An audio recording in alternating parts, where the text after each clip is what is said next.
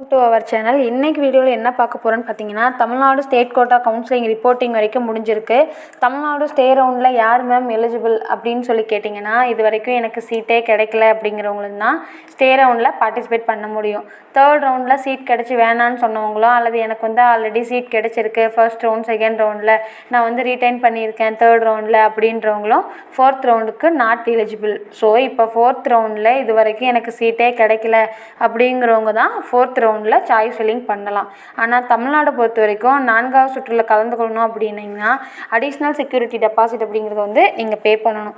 இந்த additional security deposit பார்த்திங்கன்னா MBBS course நீங்கள் எடுக்கிறீங்க அப்படின்னா அரசு கல்லூரிக்கு தேவையில்லை, தனியார் மருத்துவக் கல்லூரிகளில் ஆட் பண்ண போகிறீங்க, அதாவது government quota management quota choice லிஸ்ட்டை ஆட் பண்ண போகிறீங்க அப்படின்னா 5 லட்ச ரூபா அடிஷ்னல் செக்யூரிட்டி டெபாசிட் நீங்கள் கட்டணும்.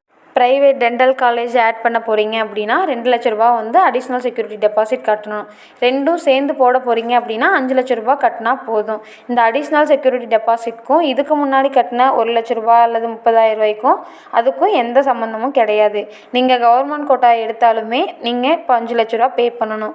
பே பண்ண அப்புறம் தான் சாய்ஸ் ஃபில்லிங் அப்படிங்கிறதே ஓப்பன் ஆகும். ஒரு வேளை நீங்கள் ஸ்டே ரவுண்டில் சீட் கிடச்சி அதில் நீங்கள் சேராமல் போகிறீங்க அப்படின்னா நம்ம கட்டின செக்யூரிட்டி டெபாசிட் நமக்கு கட்டாயம் திருப்பி வராது. 5 லட்ச ரூபா ப்ளஸ் இதுக்கு முன்னாடி கட்டின ஃபீஸு இது எதுவுமே நமக்கு திருப்பி கொடுக்க மாட்டாங்க. அதிகபட்சமாக 6,30,000 ரூபா வரைக்கும் நமக்கு லாஸ் ஆகிறதுக்கான வாய்ப்பு அப்படிங்கிறது இருக்குது. ரெண்டாவது, அடுத்த ஆண்டு கலந்தாய்வில் கலந்து கொள்வதற்கான தடை அப்படிங்கிறது 1 வருஷத்துக்குரிய பேன் அப்படிங்கிறத கொண்டு வந்திருக்காங்க.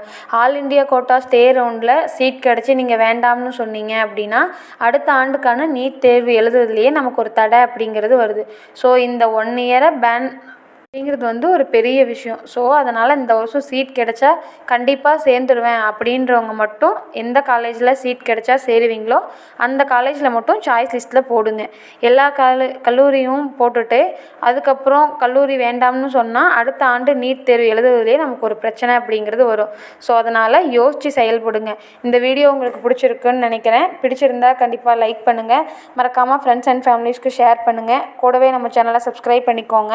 Thanks for watching.